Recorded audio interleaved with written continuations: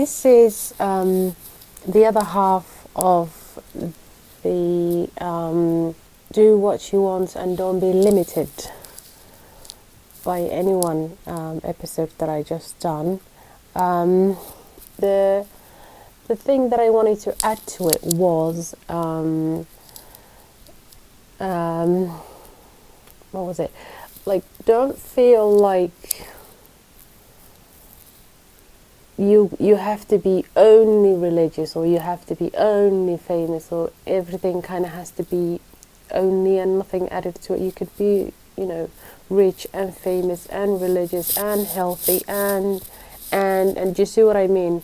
Keep on adding to these beautiful dimensions of yourself,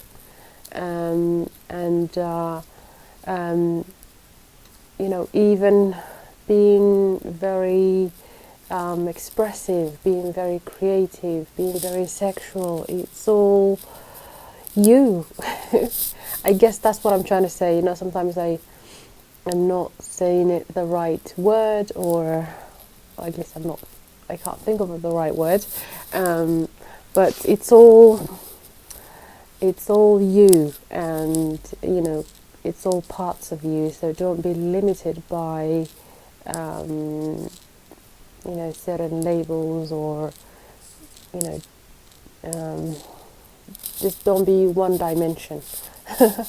And I remember a few months ago, a friend of mine said to me, well, isn't it strange that if a girl has a sort of a high sex drive or appetite, and it's seen as loose, or so improper, or all these kind of terms, and when it's a man, then he's seen as healthy and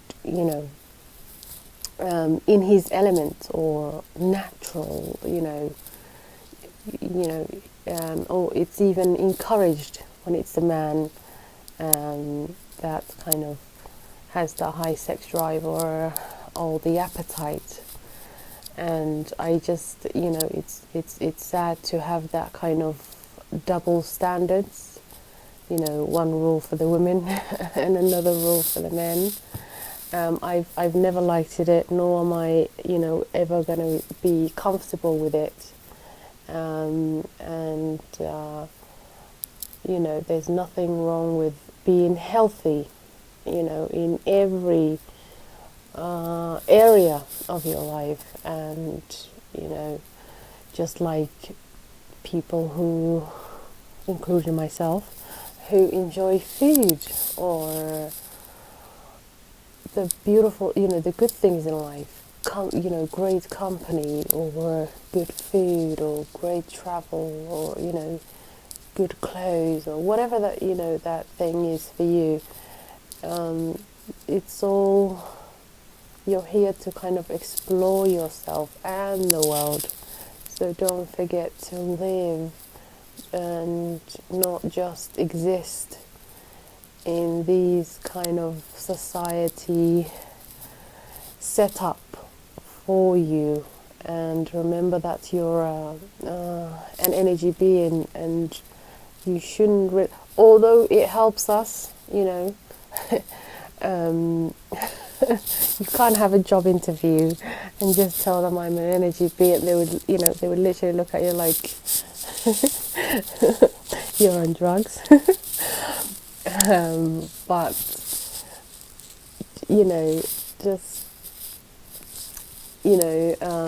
so the labels. I was just losing my train of thought. The labels do help us in giving us a sense of belonging.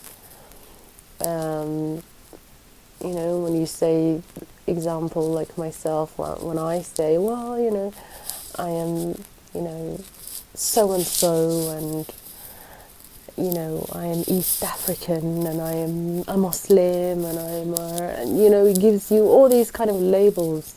I'm a female, and I'm a mom, it gives, all these labels kind of give you a sense of identity to some degree. You should not be limited by it, and I certainly am not.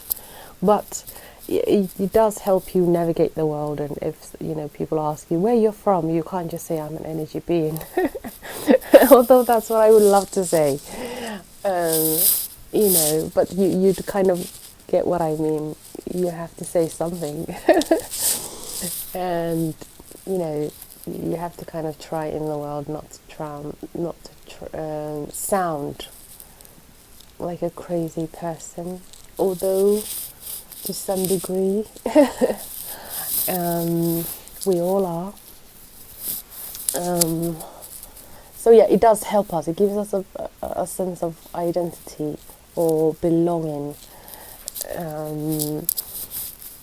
But that's all it is, Once you die, and let's say, in my own belief, you're being questioned by God, well, he's definitely not going to tell you, what tribe were you from again?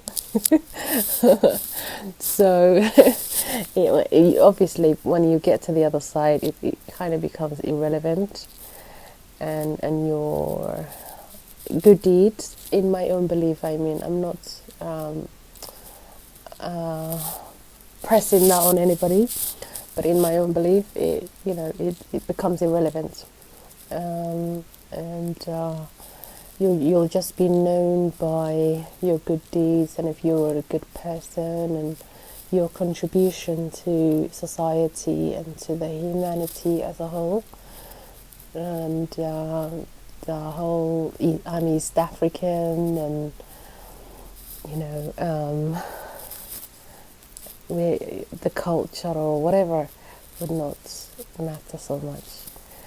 So don't be stuck in with this whole labeling thing. Use it loosely, as I do, but you shouldn't be an absolute,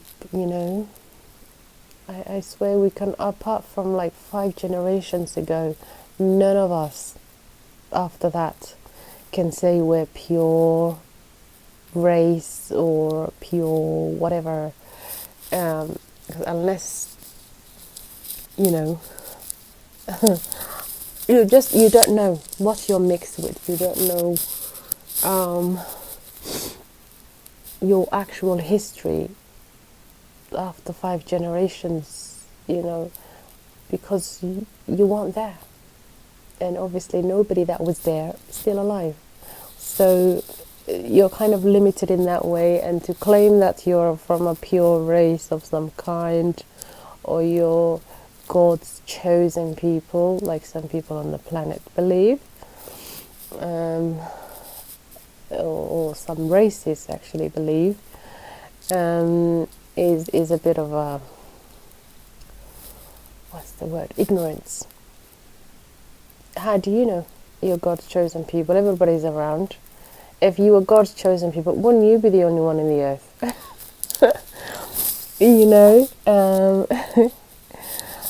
So, just use things in terms of your own labels, whether you're from whatever. Just use it loosely and not like an absolute, it's written in stone type of way. And even if it was, what sort of meaning does it really have? What sort of importance does it really have? So you're from that country, and so you're from that religious background, and so it's it serves no purpose anyway, but it kind of does. While we're on this earth, you have to have something to fill in with the application forms. Not that they had application forms back in the day. I am sure they had some sort of, like the Romans and the Greeks, and obviously people, Mesopotamians, and those civilizations that did a lot of recording, especially taxes. They must have had some sort of, I don't know, clay pot or something like that to say, well, Mrs. Mohamoud has paid, and I'm using myself as an example, 10 shillings this month. I don't know how much 10 shillings is, but I'm just using it as an example. So, it's no different today when you're filling up application form and you have to put on all the nonsense of what's your date of birth. Well, it is the day that I have arrived here, but it's not really the day the soul was born. We don't know the day the soul was born. People look at me in a very strange way when I say that, but in my own belief, how shall I say, in my own belief system, in the Muslim world, we believe the soul was in this. I tend to think of it like a warehouse place. It could have been like a paradise type of place. Anyway, the soul was somewhere. All the souls were somewhere, and they all kind of interacted together. And in our own holy scriptures, it says, if the souls in the realm of souls got on, and you only got on with certain people, then you will also get along with those certain people in this world. And the ones you didn't get on with in the realm of souls, you would not get on in this world. And obviously, it's very how shall I say? It's very logical, because obviously your soul has not changed. So if you didn't get on with a Tom when you didn't have a body, then you're not going to get on with Tom when you and Tom are both here. So it definitely makes sense, and it also explains. Have you get the feeling of? I know I had it several times, even this year. I meet people and I just feel so comfortable with them. I'm like, and imagine, some of them we met like 3-4 days, and we were already talking about our retirement and what we'll be doing in terms of like traveling together, or and the connection is so strong, and the comfort is so strong, and you just have this, I don't know, innate sense that yes, this person is from my own tribe. I've always said, and so because of that experience, I have a family member who have said to me, that is a clear evidence of what my own scripture refers to, getting on with people in the realm of souls, and how you would get on with them in this world. And obviously, if you didn't get on with them over there, you're certainly not going to get on with them here.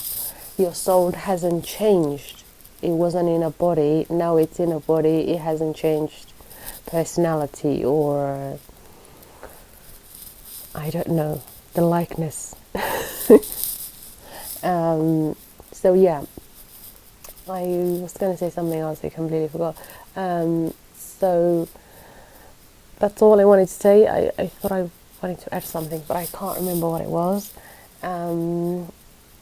So just be free of labels, and be free of restriction, and be all you can be. Be funny, be adventurous, be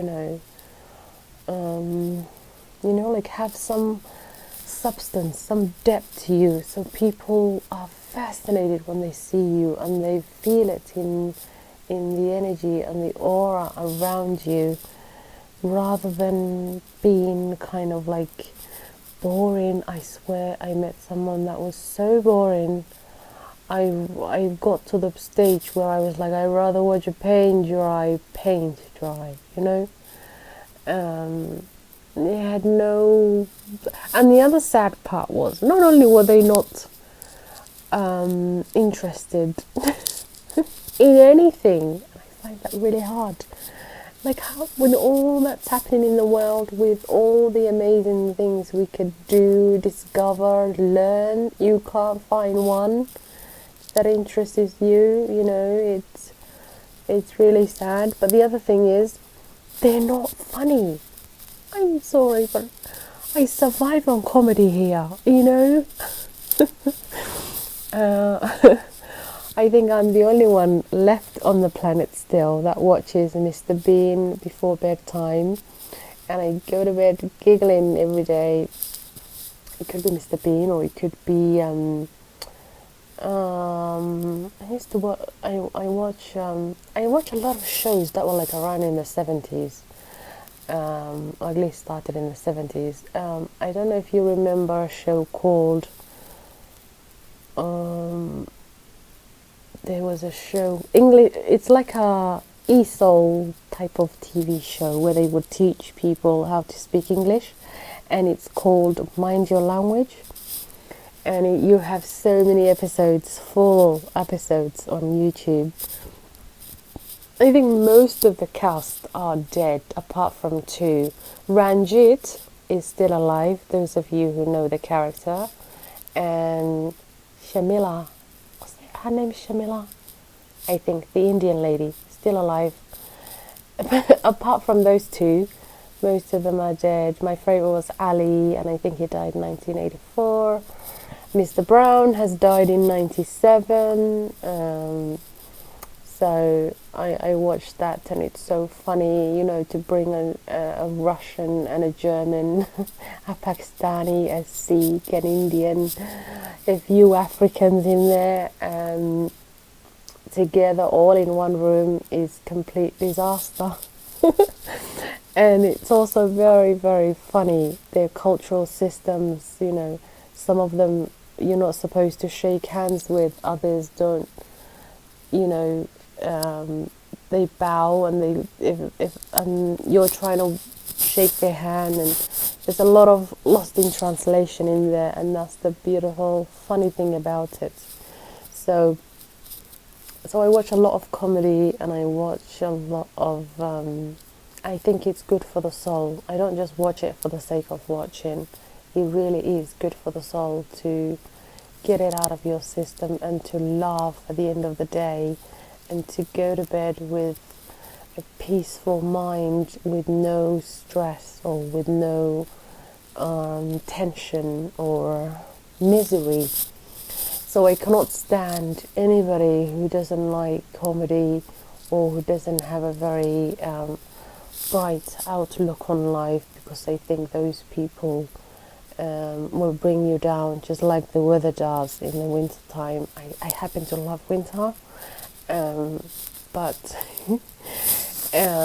you know, so I can't, and you know, the people that are not interested in, or they don't have a hobby, or you ask them things like, oh, what are you reading at the moment, or I've never read a book in my life, and you look at them like, why, what happened, you know. I think books are so, you know, they're conversations. Someone said a quote one time, books are conversations with the great geniuses of the world, that has, you know, the ones that are still alive as well as the ones that have long passed, and you get so much knowledge and so much experience and so much goodness out of them. And you feel like, you know, you live 1,000 lives within those sort of pages, and you get so much ideas and resolutions to your own life. I can't think of anyone on this planet who think books are boring or unnecessary. The other thing is, you know, if they're not funny, I tend to be a bit. It's a turn off. Instead of a turn on, it's a turn off. If they're not funny, if they just there isn't any depth to them, and I can feel it. So I don't want anybody in my life that I haven't checked out, or that doesn't reflect me. By me I mean like they have to have something that I would find interesting or pleasing or unique. Anyway, I have to go, but I just wanted to kind of add that to the episode I did earlier on. So yeah, don't be limited by people or society or constitutions or whatever else there is, and just be yourself. Okay, bye bye.